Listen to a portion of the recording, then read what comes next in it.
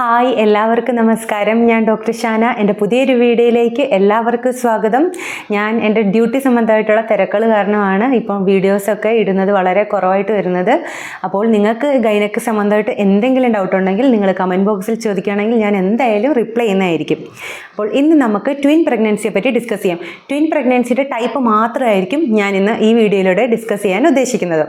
അപ്പോൾ ആദ്യമായിട്ട് twin പ്രഗ്നൻസിയുടെ types ഏതൊക്കെയാണെന്ന് നോക്കാം. അത് എന്തൊക്കെയാണെന്ന് വെച്ചാൽ ഡൈകോറിയോണിക് ഡൈ അമ്നിയോട്ടിക് ട്വിൻസ് ഉണ്ട്, ഡൈകോറിയോണിക് മോണോ അമ്നിയോട്ടിക് ട്വിൻസ് ഉണ്ട്, മോണോകോറിയോണിക് മോണോ അമ്നിയോട്ടിക് ട്വിൻസ് ഉണ്ട്. പിന്നെ നിങ്ങൾക്കൊക്കെ അറിയാവുന്നൊരു വെറൈറ്റിയാണ് കൺജോയിൻറ്റ് ട്വിൻസ് അല്ലെങ്കിൽ സയാമീസ് ഇരട്ടകൾ, സയാമീസ് ട്വിൻസ് എന്നൊക്കെ പറയും.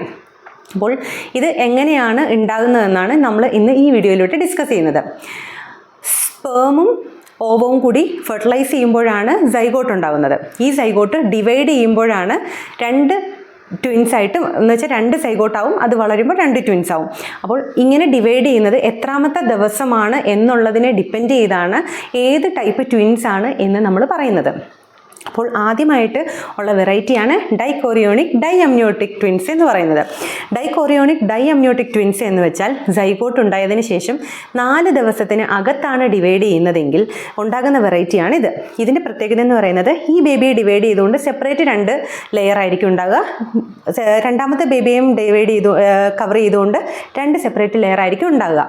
രണ്ടാമത്തെ വെറൈറ്റിയാണ് ഡൈകോറിയോണിക് മോണോ അമ്നിയോട്ടിക് വെറൈറ്റി എന്ന് പറയുന്നത്.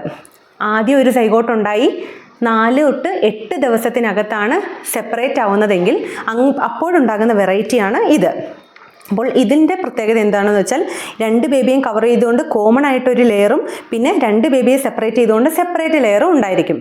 മൂന്നാമത്തെ വെറൈറ്റിയാണ് മോണോകോറിയോണിക് മോണോ അമ്നിയോട്ടിക് എന്ന് പറയുന്നത്. ഇതെന്ന് പറയുന്നത് 8 തൊട്ട് 12 ദിവസത്തിന് അകത്താണ് ഈ സൈഗോട്ട് ഡിവൈഡ് ചെയ്യുന്നതെങ്കിൽ ഉണ്ടാകുന്ന വെറൈറ്റിയാണ് ഇത്. ഇതിൻ്റെ പ്രത്യേകത എന്ന് പറയുന്നത് കോമൺ ആയിട്ട് വെളിയിലായിരിക്കും 2 ലെയർ, ഇതിനകത്തായിരിക്കും 2 ബേബി ഉണ്ടാവുക. ഇനി നാലാമത്തെ വെറൈറ്റിയാണ് കൺജോയിൻറ്റ് ട്വിൻസ് എന്ന് പറയുന്നത്. അതാണ് സയാമീസ് ഇരട്ടകൾ. അതെന്ന് പറയുന്നത് ഈ പറയുന്ന ഡിവിഷൻ 12 ദിവസം കഴിഞ്ഞിട്ടാണ് ഉണ്ടാകുന്നതെങ്കിൽ എന്തെങ്കിലും 2 ബേബിയുടെയും തലയോ അല്ലെങ്കിൽ ക്രേനിയത്തിൻ്റെ ബാക്കിൻ്റെ ഭാഗമോ അല്ലെങ്കിൽ നെഞ്ചിൻ്റെ ഭാഗമോ അല്ലെങ്കിൽ പെൽവിസിൻ്റെ ഭാഗമോ ഒക്കെ ജോയിൻ്റ് ആയിട്ടിരിക്കും. ആ ട്വിൻസാണ് കൺജോയിൻറ്റ് ട്വിൻസ് എന്ന് പറയുന്നത്. അപ്പോൾ ഇനി ഈ ട്വിൻസിൻ്റെയൊക്കെ കോംപ്ലിക്കേഷൻ എന്താണ്, എന്തൊക്കെയാണ് ട്വിൻ പ്രഗ്നൻസിയുടെ സിംറ്റംസ്, ഇതെല്ലാം ഞാൻ അടുത്ത വീഡിയോയിൽ ഡിസ്കസ് ചെയ്യുന്നതായിരിക്കും. അപ്പോൾ എല്ലാവർക്കും എൻ്റെ വീഡിയോ ഇഷ്ടമാണെന്ന് വിചാരിക്കുന്നു. എല്ലാവരും ഹാപ്പി ആയിട്ടിരിക്കുക, ഹെൽത്തി ആയിട്ടിരിക്കുക.